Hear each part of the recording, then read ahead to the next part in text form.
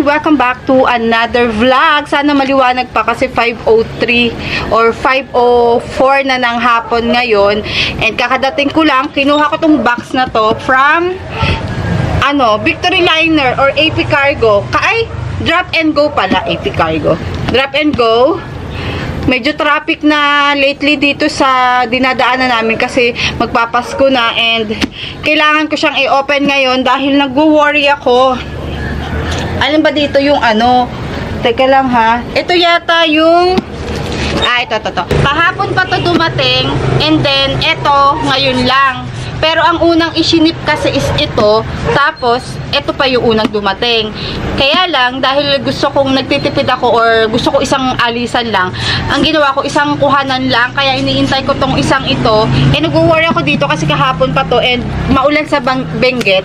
Ito pinush ko lang talagang sabi ko sa seller is ipadala na dahil wala, excited ako. Actually, hindi naman ganun katagal. Wala pa namang 1 week to na na-order ko. Pero, December 9 kasi yung kanilang shipping day. December 9 ngayon, pero December 8 to dumating. Galing nga kasi December 8 niya pinaship, December 8 din dumating. So, buksan natin ng laman. Naiisip nyo na ba kung anong laman ito, guys? Syempre, ang ating love na love, succulents. Yung isa kasing seller na nabilihan ko, guys, is hindi siya na-ship kasi nga umulan sa Benguet nung time na isi-ship na kinabukasan. Umulan daw and naulanan yung ilan sa mga halaman ko na binili. So, eto, to guys, tawag dito, medyo basa pa yung iba neto. Aray! Ang sakit! Ang kapal nung ang kapal nung mukha ko, char. Ang kapal nung karton. Ayan guys, so i-open ko sa inyo, pakita ko isa-isa kasi excited talaga ako. Ang tagal kong hindi nakapag-unboxing and gusto ko kasama kayo sa aking first unboxing ulit. After na, ayan, maliwanag pa. Yung iba dito, meron na ako, yung iba ay wala pa. Ito. Meron siya ditong in-approve. Dito ko na lang ikakalat kasi luwag pa pala. Hala ko hindi na. Nadagdagan ko sana. Ito. Hindi naman pala basa. Kasi in-order ko to kay seller, I think December 10 na ngayon. December 10 na ngayon. In-order ko to kay seller ng December 7 yata ng madaling araw. Sabi ko, may shipping day ba kayo ng December 9 para bibili ako. Tapos, sabi niya hindi na daw ako abot kasi nga by next week na. Kaya lang sabi ko, sayang may o-orderin pa sana ako iba. So, tinry niya. Ayun, dumating. Mas maaga pa. Ayan o. Tuyot pala. SP daw to. Ito meron na ako. Hindi ko alam kung nasan yung ganito ko. Ang dami ko din na ito. Alam nyo, ang mahal nito before. 1.5 ko to nabili. Pero hindi na siya seller ngayon or ng mga succulents yung binilhan ko. Ayan, bumili ulit ako. Pero meron pa akong ganito. Ayan. Para siyang snake, no? Na cactus. Meron pa ako nito, pero dadalawa yatang mahaba. Gusto ko sabay-sabay silang lalaki. Kasi may nakita ko sa Google na ito, guys, na maganda siyang tingnan pag makapal or lash. Tapos mahaba. Yung ganito ko, dadalawa na yata or tatatlo na mahaba. Parang isa lang siyang nakalawit na ganyan or dalawa. Tapos yung isang nasa outside ko na parang ganito din, na mahaba. Papakita ko sa inyo minsan. Hindi naman ganyan. Pero halos magkahawig sila kasi humahaba din. Ang dami pa palang ang dami pa palang space.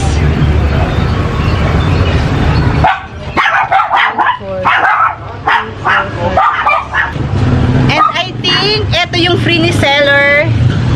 Ilan ba peraso yung binili ko? 8 pieces lang naman. And ito yung free ni seller.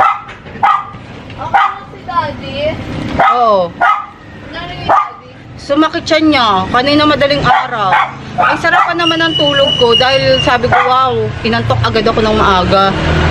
Mga alas 12, mag-aalauna, ginigising ako, sumasakit daw yung tiyan niya, something na hindi daw niya maintindihan. Sabi ko, ano ba nangyayari na naman? Tapos, hindi nga siya, yung pala bloated. Bloated siya, tapos inanuhan ko siya, pinainom ko siya ng ginger tea, tapos ng mainit na tubig or maligamgam, tapos pinunasan ko, hinaplasan ko siya ng yung mainit, mentol. Ayun, nakatulog, naghihilik ng mga alas 3. Sarap ng tulog na ito Pinadapa ko, nag-uutos na doon. Nagtataka ako, parang hindi ko narinig na lumabas si daddy. Labas-labas ako dito dahil sabi niya parang hindi daw niya maintindihan yung pakiramdam niya. So, huwag kang ganyan. Kala ko ma-hospital na naman. Bakit anong oras na ngayon kailangan umuwi? Ano? Hanggang 4 lang kayo That's okay. Lilipad! Ayan, huwag ka magulo, nagbablog ako. Na-miss mo ba? Yung uniform mo. Lilipad! Ayan, ang ganda ng lilipad. So lush. Magkano ko lang ito napili? Hindi ko na matandaan. Wala siyang 100. Wala ba? Tapos, eto yung in-approve niya. Actually, meron pa akong mga na-order sa kanya na hindi na napasama dahil basang-basa. Katulad nito, nabayaran ko na kasi to. Ayun, sabi niya, basado yung soil, ini-approve na lang niya. So, okay naman siya. Hindi pa yata ako nagkamero nito. Air dry na lang natin. Hindi ko muna to iriripat kasi nag-uulan dito. And, di ba, yung ating bubungan, nawala na yung UV plastic. So, dito sa area na to, hindi siya nauulanan. Pag umaanggi lang siya pag sobrang lakas ng hangin, ganyan, or sobrang lakas ng ulan, dito sa area na to, nauulanan, pero hindi pa rin ganun kalakas. Ito, black rose ata to. Ayan, meron na rin ako nito. Nagbibili na ako ng mga single head na ganyan. Pampuno ko sana doon sa pinakailalim ng plantra ko. Kasi hindi siya maganda pag ang ilalagay ko is yung parang papuno. Yung parang ganito. Hindi siya maganda pag ang ilalagay ko is yung parang papuno style. Kaya bumili ako nung ito first time kong magkakamero na. Ang laki pala na ito. First time kong magkakamero nito. Si Dark Eyes. Tignan niya, ang laki Wow! Ang ganda. Nagmamadali na ako guys mag-unboxing. Madilim na kasi. Ang daming nagwawala si Cotton kasi nandito yung nag-aalaga kay Dara. Tapos eto, meron ako nito na ulanan, ang ending na lusaw. Kaya dapat peperom niya siya na variegated, pero meron na ako neto before, ending, natutuluan siya.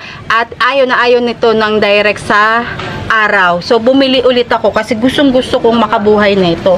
Meron din ako nito ng hindi variegated. Meron na rin ako nito. Actually, lahat naman ng mga binibili ko, meron na ako. Pero namatay yung iba, napabayaan yung iba. So, ito try ko ulit. Yung mga hindi talaga nagsasucess dito sa akin is hindi ko na siya binibili or paulit-ulit siyang namamatay sa akin, hindi ko binibili. Pero meron ako ditong ipapakita sa inyo na itatry ko ulit sa ibang potting mix. Hindi ko alam yung ID niya or iba yung ID kasi nung nabili ko siya before. Ayun, variegated siya na parang Maria or something. Ayun, no, meron na ako nito, maliit lang siya. So, nagtry ako ng medyo malaki ng konti. And, ayun lang. Tapos, eto yung next na ipapakita ko sa inyo. Kung may naririnig kayo nagkukot-kot, si Cookies yun, nandito.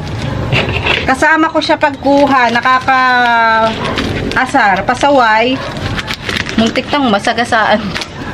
Buti na hawakan ko. Highway kasi yung kinukuhanan ko neto. Yung branch dito ng pinipick upan ko, highway siya. So, nakakatakot talaga na mag-park ka ng sasakyan. At saka dapat mabilisan. Pag tricycle, ang sinakyan ko, hindi naman ako natatakot. Pero pag yung sasakyan kasi namin, gusto ko,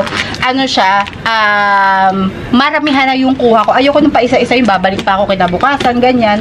Gusto ko yung isang kuhanan lang. Kasi nahihirapang paikot. Paikot? U-turn. Kasi naman, nung nakaraang gabi, madaling araw, nakita ko, bakit sunod-sunod yung mga nagpa-pop up sa akin na nagsisale ng mga seller. So, ako naman, na ano ako, parang naaligaga ako na sabi ko, ano ba yan? Mapapamay niya ako ng de oras. Ending, napamay nga ako sa 3 seller, pero hindi ko pa nakukuha yung isa. Gabi na, magsi-6 na. So, nakikita nyo na ba ito? Hindi pa. But, ay! Meron na ako nito. Hanggang ngayon, meron ako nito. Wow, yung isang ganito ko is namumula na. Malamig na kasi ngayon, pero nag-uulan pa din. Tingnan nyo, oh.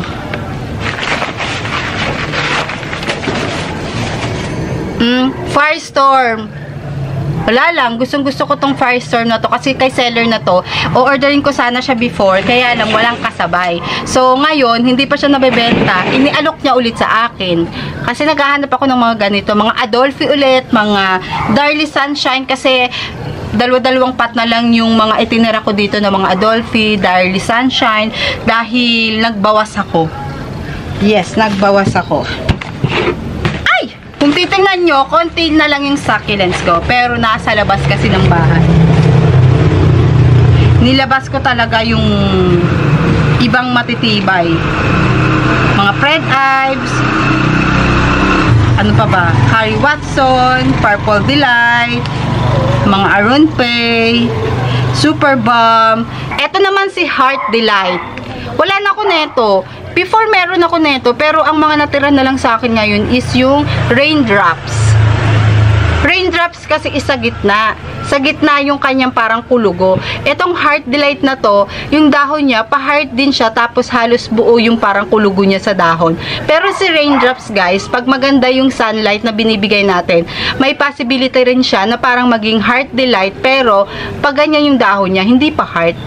Iba yung shape ng dahon ni Raindrops kahit na mabuo yung kulugo sa dahon niya, at iba rin yung kay Heart Delight na dahon. Pa-heart yung kanyang dahon. Next. Ano to? Hindi ko to alam kung ano, guys. Basta minain ko lang sa kanya nung mga nagla-live, nung mga nakapost na bet ko. Sabi ko, main ko to. Hindi ko na tinignan yung ibang ID kasi guys, ngayon, ang dami-dami ng mga naglalabasan ng mga succulents. Ayan o, 50 pesos lang ata to or 60 pesos. I'm not sure or 70 pesos. Malaki na rin. Tapos, ito. Ay, 60 pesos lang siguro. Tapos, ito ay si Raspberry Ice. Raspberry ba? Oo, si Raspberry Ice to. Ayan, 60 pesos. Ang ganda kasi nung form niya, kaya lang putol-putol na to. Oh, may putol na eh. Ayan, si Raspberry Ice. Yung mga kinuha ko naman sa kanila, sa mga seller, hindi naman mga mahal. Hindi katulad before na talagang mahal sila. Like last year, ganyan. Ito ay, oh, okay. Ay, meron na ako nito, nalusaw before, nung summer. So, magta-try ulit ako nitong Choco Bronze. Ayun, ang ganda. 60 pesos lang ata din to sa kanya. Putulin natin. Tapos, dalawa yan eh. Alam ko dalawa yan. Ito isa oh. At least, mga dry yung potting mix yung mga nag-deliver na seller. Pero yung ibang basa, pinadeliver ko na rin. Ewan ko lang, tingnan natin. Hindi naman, wala namang lusaw sa mga nakikita ko dito sa, ano. Another Choco Bronze. Ayun o, 60 pesos. Ganda. Meron kasi akong variegated Gilba. Gilba or variegated na Choco Moonstone. Gilba is Choco Moonstone, di ba? Uy! Bakit tatlo? Bigay niya sa akin yung isa. Wow! Thank you, seller. Parang bigay niya sa akin yung isa. Kasi dalawa lang to eh, sa set. Oh, ayan yung Choco Bronze. Tsaka ito. Oh, ayan, dalawa. Tapos, meron siyang siguro ni seller. Wala siyang potting mix.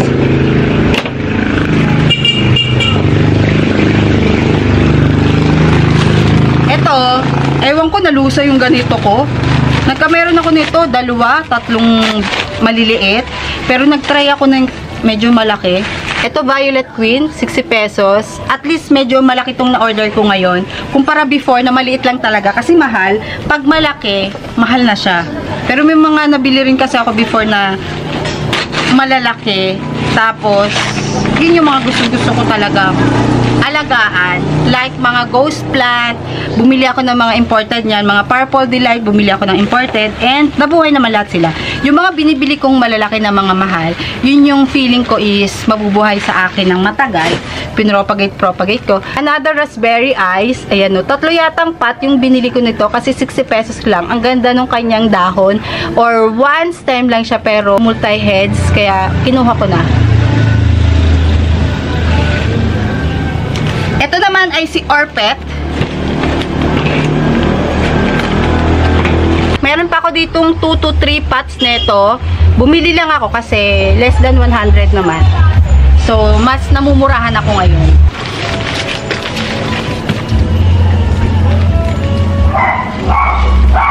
Next is itong Arctic Ice na tinatawag or kamukha siya ni Onslow. Pero Arctic Ice daw ang tawag dito. Ayan. Binili ko na rin. Kasi multi-heads, one stem. Ay! Ay! 60 pesos lang ata. Tapos itong si Lola. Bumili. Ito yung sinasabi ko sa inyo kanina na laging namamatay sa akin. Try kong palitan ng potting mix. Ayan.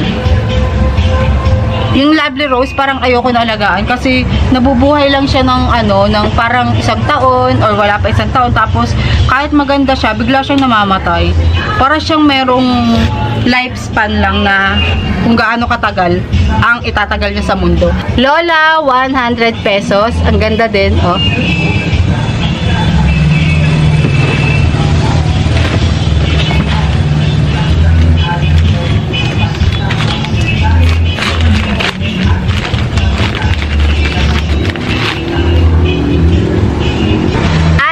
Cerus na ano lang siya, regular.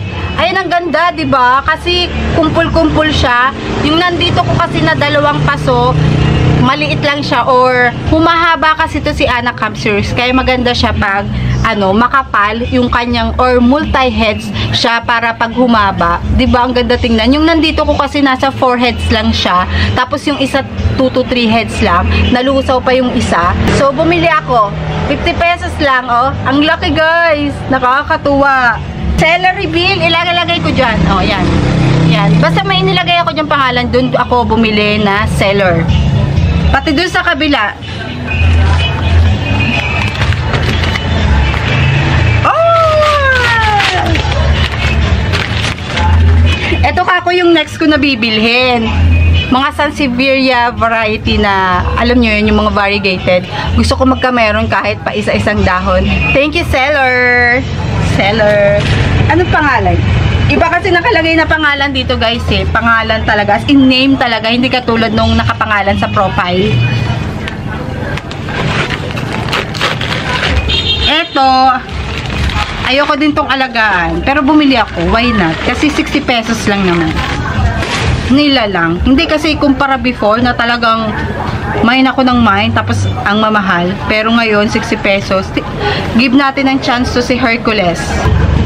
Multi-heads, one stem din kasi 60 pesos, 50 or 70. Doon naglalaro ang presyo niyan. Hindi ko na kasi matandaan yung mga price kasi bayad na siya. Binayaran ko na rin yung shipping fee. Para pagpunta ko doon, ano na lang ako, ay, iba. Ano din pala yung pinakita ko sa inyo. Raspberry ice din pala to. Ito pala si Hercules. Ayan o, tignan nyo o. 5 inches to 6 inches ang pot niya. 100 pesos, 90 or 80. Doon naglalaro ang price niya. And multi-heads din siya. Wow! Thank you, seller. Buti na lang, hindi siya mukhang, hindi siya mukhang madilim. Pero madilim na, guys. Baka umulan na naman. At least, guys, ang mga succulents is bili-bili na kayo sa Benguet. Ang mura. Kung ayaw nyo nang ina-uproot is Victory Liner, drop and go kung meron sa lugar nyo malapit. Pag gusto nyo namang i-uproot, LBC. Pero mas bet ko kasi na wag silang i-uproot. Ano to? Ay!